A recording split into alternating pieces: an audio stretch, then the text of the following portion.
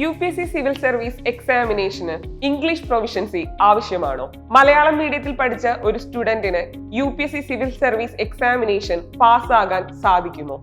ഇത്തരം ചോദ്യങ്ങളാണ് നിങ്ങളുടെ മനസ്സിലുള്ളതെങ്കിൽ അതിനുത്തരം ഇംഗ്ലീഷ് പ്രൊഫിഷ്യൻസി ആവശ്യമില്ല എന്നതാണ്. മലയാളം നന്നായി എഴുതുവാനും വായിക്കുവാനും ആശയവിനിമയം നടത്താനും സാധിക്കുന്ന ഒരു വ്യക്തിക്ക് സിവിൽ സർവീസ് എക്സാമിനേഷൻ പാസ്സാകാൻ കഴിയുന്നതാണ്. മെയിൻസ് ഇംഗ്ലീഷിൽ തന്നെ എഴുതണമെന്ന് യാതൊരു നിർബന്ധവുമില്ല.